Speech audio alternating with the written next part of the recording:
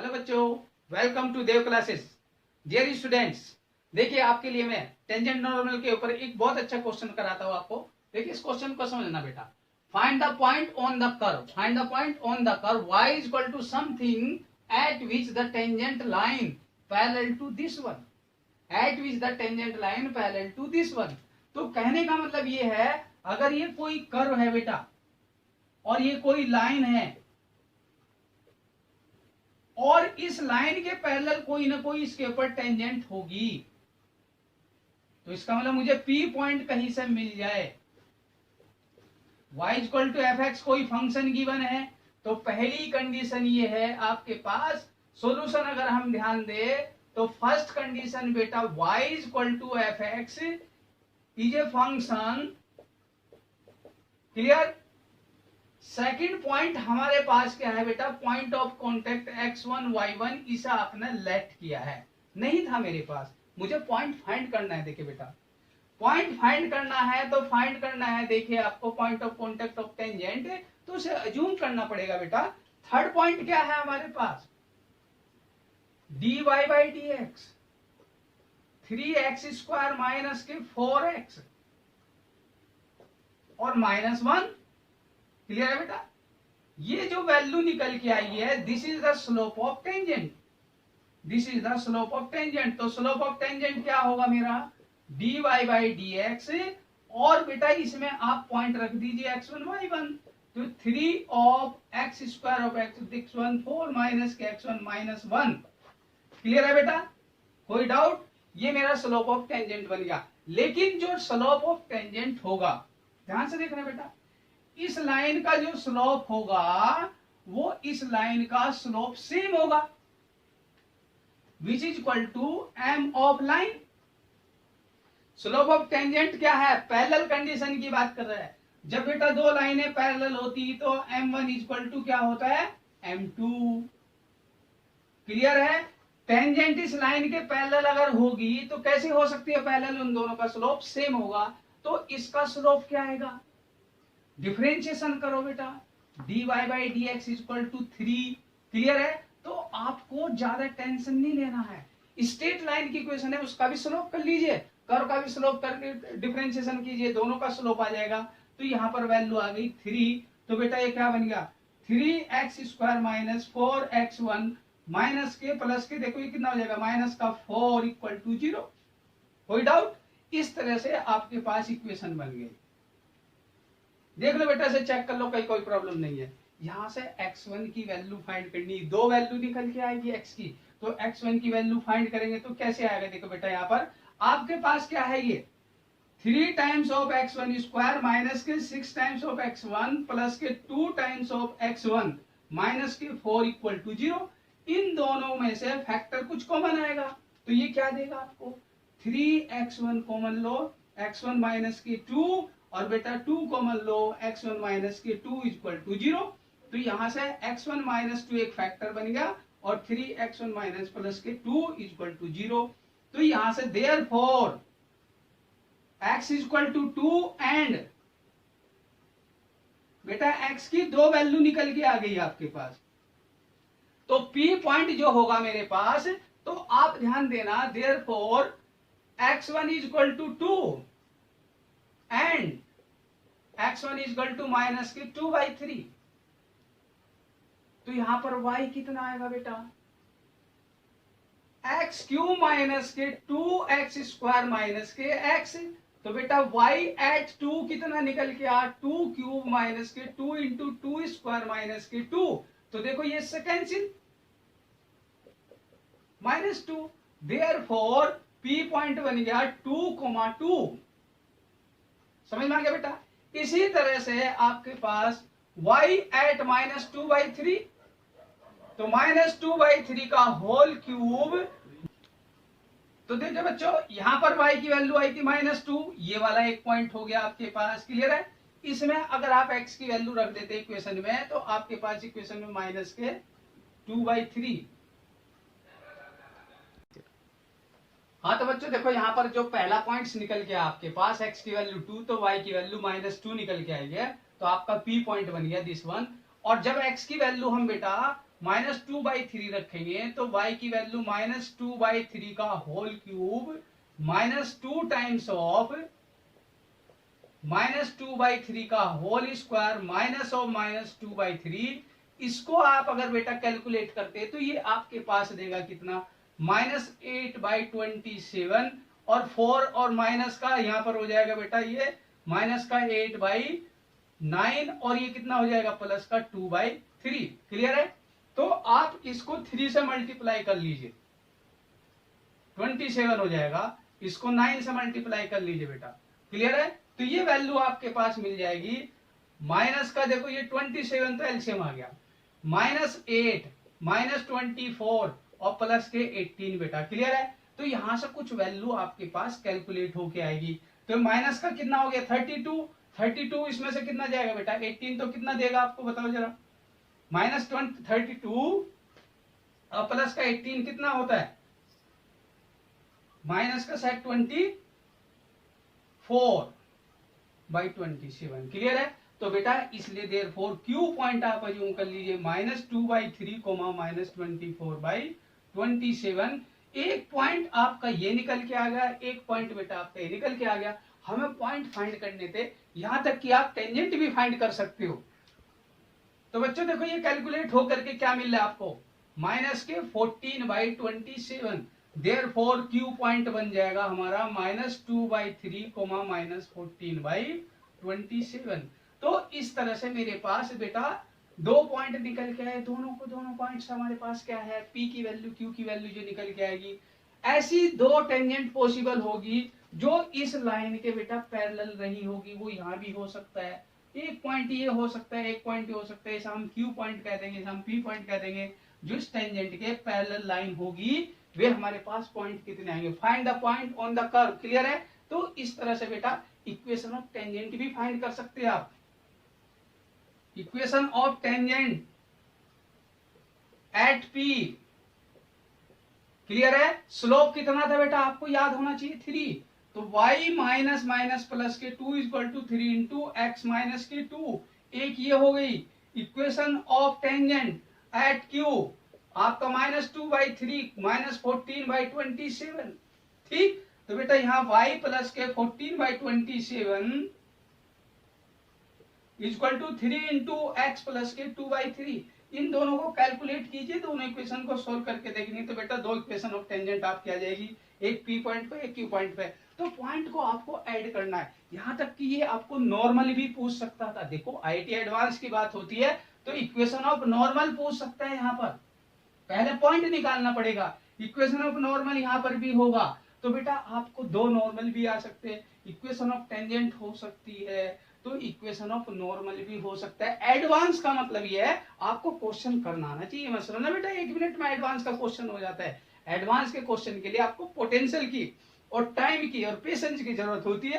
Question आपका बड़ा हो सकता है, तो इसलिए आपको ध्यान रखना है क्या पूछा है, कैसे जाएंगे आप। पहले पॉइंट ऑफ कांटेक्ट फाइंड करेंगे, फिर स्लोप का यूज करके आप टेंजेंट की इक्वेशन, नॉर्मल की इक्वेशन, कुछ और भी बातें पूछ सकता है। हो सकता है आईटी एडवांस की बात करूं, इन दोनों के बीच में बेटा डिस्टेंस पूछ लेता है। दो parallel line, distance between the two parallel line d equal to c1 minus c2 mod लगा के under root of a square plus b square. अगर आपको कोऑर्डिनेट स्ट्रेट लाइन अगर आती है, distance between the parallel line, यहां तक कि मैं इसे रेक्टेंगल भी बना सकता था। दो नॉर्मल होंगे, दो टेंजेंट होगी, तो वो रेक्टेंगल का एरिया, एडवांस इसी चीज का नाम होता है। एडवांस का मतलब एरिया ऑफ रेक्टेंगल। तो एरिया ऑफ रेक्टेंगल कैसे निकालोगे, इधर से परपेंडिकुलर डिस्टेंस निकालो, इधर से परपेंडिकुलर डिस्टेंस निकालो, तो बेटा आपका एरिया क्या आएगा P1 इंटू P2। क्यों, आपको पता है लेंथ इंटू विड्थ, ये वाली लेंथ बन जाएगी, एक लेंथ ये बन जाएगी, तो क्या बन जाएगा एरिया ऑफ रेक्टेंगल। तो एडवांस का मतलब इस तरह से होता है, किसी भी क्वेश्चन को करना है, एडवांस तक पहुंचना है, तो उसके अंदर आपको लंबा रास्ता चुनना पड़ सकता है। वो लंबा रास्ता अगर आपको नहीं आता, डायरेक्ट कोई क्वेश्चन नहीं होता बेटा। एडवांस के क्वेश्चन टाइम लेते, थोड़ा सोचने वाले होते, करने वाले होते। अगर आप एक भी स्टेप में कहीं कमजोर है तो आपका क्वेश्चन अनकंप्लीट होगा, आंसर तक नहीं जाएगा। तो तो एरिया ऑफ रेक्टेंगल, क्योंकि दो टेंजेंट आ रही है तो दो नॉर्मल भी होंगे, दोनों टेंजेंट पैरेलल होगी क्योंकि स्लोप सेम है, दोनों नॉर्मल पैरेलल होंगे क्योंकि स्लोप उनका भी सेम होगा। तो दो पैरेलल लाइन नॉर्मल की, दो पैरेलल लाइन टेंजेंट की, तो रेक्टेंगल फॉर्म करेगा, रेक्टेंगल फॉर्म करेगा तो उसका एरिया पूछा जा सकता है, पेरीमीटर पूछ सकता है, लेंथ प्लस विड्थ। क्लियर है? तो इसकी डायगोनल की लेंथ पूछ सकता है। एडवांस इस तरह से बेटा आगे की ओर मूव करता रहता है। एडवांस का मतलब ये होता है कि आप चैप्टर को समझे, चैप्टर कहीं ना कहीं से कनेक्टेड होता है, एक आर्टिकल नहीं उसके अंदर कई कई आर्टिकल हो सकते हैं। तो मैं समझता हूँ बहुत अच्छा क्वेश्चन है, इसलिए आप बेटा इसे एकेडमिक के साथ साथ कॉम्पिटिशन में भी याद रखें। तो इस तरह के क्वेश्चन आपको तैयार करने, इसे नोट कर लीजिए, फिर मैं आपको एक नया क्वेश्चन और देता हूँ। हाँ तो बच्चों देखो, मैं आपको इसमें बताता हूँ कुछ नया। देखिए बेटा, एक नया टेक्निक बताता हूँ इसमें, टेंजेंट नॉर्मल लिखने का तरीका होता है। जब टेंजेंट नॉर्मल को, टेंजेंट्स को हम डायरेक्ट लिखने की कोशिश करते हैं, तो उसके लिए आप उस टेक्निक को आज समझना। देखिए यहां पर जनरल क्वाड्रेटिक इक्वेशन का यूज होता है बेटा।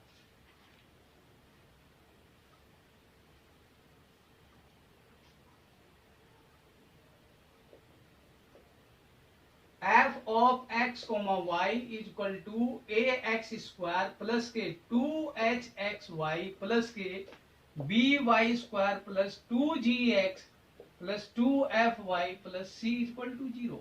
देखिए बेटा, ये टू वेरिएबल की कोई जनरल क्वाड्रेटिक इक्वेशन है। इस जनरल क्वाड्रेटिक इक्वेशन से अगर बाई द हम बात करें, कोई भी कर्व रही होगी, ये इस कर्व की अगर बात की जाती है, तो इस कर्व के अंदर कहीं ना कहीं अगर कोई पॉइंट से जूम किया जाए इस कर्व के ऊपर,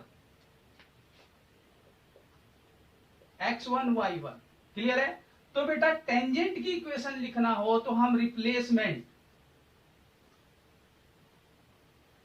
एक वर्ड यूज करते हैं। एक्स स्क्वायर को आप लिख सकते हैं x into x, y square को लिख सकते हैं आप y इंटू वाई, और बेटा 2x को लिख सकते हैं आप x प्लस के x, 2y को लिख सकते हैं आप y प्लस के y, और बेटा x इंटू वाई अगर है या 2x इंटू वाई है तो आप इसे xy और xy लिख दीजिए। क्लियर है?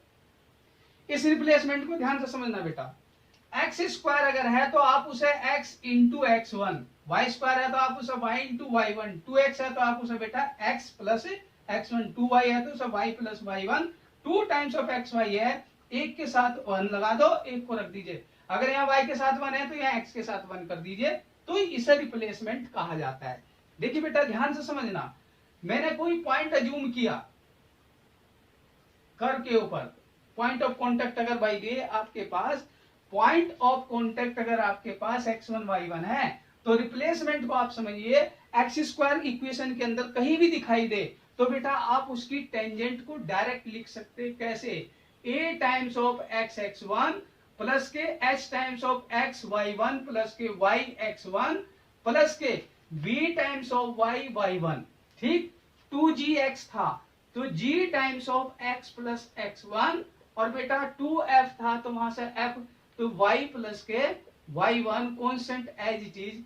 ये मेरे पास इक्वेशन ऑफ टेंजेंट, इस कर्व की इक्वेशन ऑफ टेंजेंट जो भी आएगी वो बेटा इस पॉइंट पे जब आप देखेंगे तो वो t की इक्वेशन x1 y1 पॉइंट से अगर बात की जाए तो आप रिप्लेसमेंट को याद कर लीजिए। क्लियर है? इस रिप्लेसमेंट का अगर आप यूज करेंगे, कोई भी जनरल क्वाड्रेटिक इक्वेशन हो, किसी भी टाइप की इक्वेशन हो, तो उसकी आप टेंजेंट डायरेक्ट लिख सकते हैं। और कंपटीशन में ये बहुत ही जरूरी है आपके याद करने के लिए, टाइम सेविंग होता है बेटा। जैसे हम यहां पर कोई एग्जाम्पल लेते हैं, if y is equal to y square equal to 4ax, देखिए ये क्वाड्रेटिक इक्वेशन है, at x1 y1, at x1 y1, इसकी टेंजेंट लिखना है बेटा, तो इक्वेशन ऑफ टेंजेंट क्या हो जाएगी? तो बेटा देखिए यहां पर एक एग्जाम्पल बताता हूं आपको, if y square equal to 4ax at x1 y1, एक पॉइंट अज्यूम किया आपने। क्लियर है बेटा? तो इक्वेशन ऑफ टेंजेंट अगर मैं लिखता हूं तो बेटा y y1 equal to 2a, 2x assume कर लीजिए, x प्लस x1, तो बेटा ये इसकी इक्वेशन ऑफ टेंजेंट हो जाएगी। इक्वेशन ऑफ टेंजेंट अगर आपको लिखना है तो हम इसकी डायरेक्ट लिखते हैं, आप कैलकुलेट करके दिखोगे यही आएगी निकल करके। यही same question if y square equal to 4ax at a t square 2at, देखो भाई ये पैराबोला की पैरामीट्रिक पॉइंट होते, देन इक्वेशन ऑफ टेंजेंट, ध्यान से देखना, y into y1 equal to 2a x plus x1, clear है। तो बेटा यहां से देखो 2a से 2a कैंसिल हुआ, तो ये इक्वेशन आपके पास निकल के आएगी yt equal to x plus at square. तो इस तरह से पैराबोला की टेंजेंट की इक्वेशन रटी होनी चाहिए। यहां से mt निकल के आएगा बेटा 1/t, slope of tangent, clear है। यहां से स्लोप ऑफ टेंजेंट कितना निकल के आ रहा है 2a/y1। तो स्लोप ऑफ नॉर्मल भी लिख सकते हैं आप, स्लोप ऑफ नॉर्मल भी लिख सकते हैं। तो इसका स्लोप ऑफ नॉर्मल कितना आ जाएगा -t। तो बेटा इक्वेशन ऑफ नॉर्मल अगर आपको लिखनी है उस पर ध्यान देना है, y माइनस के y1 equal to mn into x minus x1। Direct रटने से पहले बेटा एक बार करके देखने पड़ेंगे। तो y माइनस के 2at इक्वल टू माइनस के t इंटू x माइनस के at स्क्वायर, क्लियर है। तो ये इक्वेशन आपको क्या देगा, देखो y माइनस का xt, ये उधर जाके प्लस हो गया 2at, ये वाला इसके साथ मिल करके प्लस हो गया बेटा at³। ये स्टैंडर्ड इक्वेशन होती है पैराबोला की इक्वेशन ऑफ नॉर्मल। तो बेटा ध्यान रखना है, हमें टेंजेंट की इक्वेशन भी रटी होनी चाहिए। नॉर्मल की इक्वेशन जब भी parabola y square equal to 4ax होता है तो y स्क्वायर, देखो बेटा मैं यहाँ पर एक बार लिख के दिखाता हूँ, y स्क्वायर इक्वल टू अगर 4ax ये पैराबोला है, पॉइंट at स्क्वायर 2at है। अगर आप कॉम्पिटिशन की तैयारी करते हैं तो आपको t डायरेक्ट रटा होना चाहिए, yt equal to x plus at square. Normal आपको रटा होना चाहिए y इक्वल टू माइनस के tx प्लस के 2at प्लस at³। ये बातें तो रटी होनी चाहिए। इसी तरह से हमारे पास बहुत सारी चीजें होती है, जैसे आप देखेंगे, इसको बेटा फटाफट नोट कीजिए, मैं इलिप्स और हाइपरबोला और बता देता हूं आपको इसमें।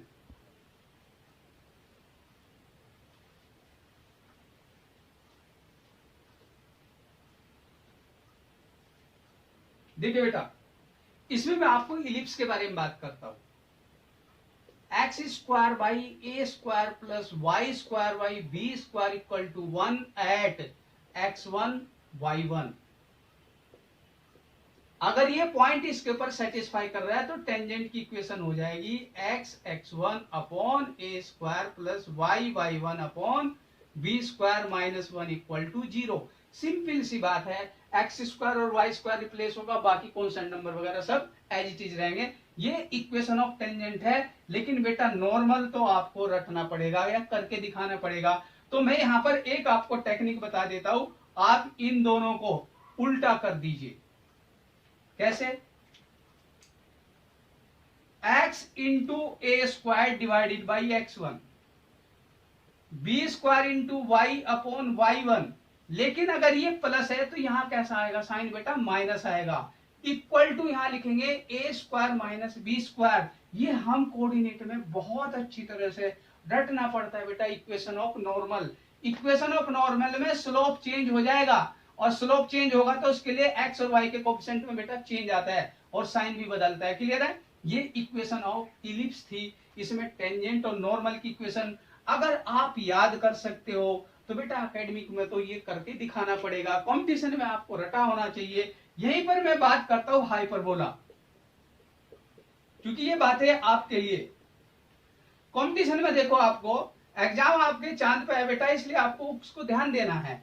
इसमें टेंजेंट क्या आएगा, x(x1) upon a square minus के y(y1) upon b square minus 1 equal to 0। इसको अगर नॉर्मल लिखना है, ए स्क्वायर एक्स अपॉन x1 यहां प्लस कर दीजिए, B square Y upon y1। देखो बेटा ये कोफिशिएंट आपको चेंज करने हैं। क्लियर है? यहां पर अगर माइनस था तो यहां कैसा आ गया प्लस, लेकिन यहां ए स्क्वायर माइनस बी स्क्वायर लगेगा। इसमें क्या लगेगा ए स्क्वायर माइनस बी स्क्वायर, तो बेटा यहाँ पर ए स्क्वायर प्लस बी स्क्वायर आ जाता है। बस इन दोनों बातों का ध्यान रखना है, ये चीजें आपको याद होनी चाहिए। क्लियर? तो इलिप्स और हाइपरबोला में नॉर्मल की बात होती है, इसमें यहाँ माइनस आता है, इसमें यहाँ पर प्लस आता है। तो नॉर्मल की इक्वेशन और टेंजेंट की इक्वेशन, पैराबोला, इलिप्स, हाइपरबोला, अगर आप इन बातों को याद कर लेते हैं तो बेटा एकेडमिक में 5-6 मिनट खा जाता है ये। ठीक है ना? 5 to 6 मिनट मिनिमम लगते हैं और आप कॉम्पिटिशन में इनको डायरेक्ट कहीं ना कहीं फंस जाता है, क्वेश्चन डायरेक्ट लगा सकते हो। तो ये टेक्निक नहीं होती, ये आपका कोऑर्डिनेट का एक बहुत अच्छा रूल होता है। रिप्लेसमेंट जनरल क्वाड्रेटिक इक्वेशन पर लगाया जाता है। यहाँ पर एक्स स्क्वायर कहीं भी दिखाई दे, वाई स्क्वायर कहीं दिखाई दे, एक्स इंटू वाई दिखाई दे, 2x दिखाई दे, 2y दे, अगर 2 नहीं है तो डिवाइड कर दो। क्लियर है? अगर बेटा आपको 2 नहीं मिल रहा है भाई दिए, आप इसको यहां से डिवाइड करके यहां लिख सकते हो, कोई प्रॉब्लम नहीं है। भाई देखो कह जी 2 नहीं है मेरे पास, तो वहां 2 बेटा बना सकते हो आप। तो इस तरह से आपको रिप्लेसमेंट को याद करना है, और रिप्लेसमेंट अगर आपको याद है तो पैराबोला, इलिप्स, हाइपरबोला, तो बेटा इन सब चीजों को आप रट लीजिए। क्लियर है? तो इसलिए ध्यान रखना है, कोऑर्डिनेट का पार्ट है बहुत बढ़िया।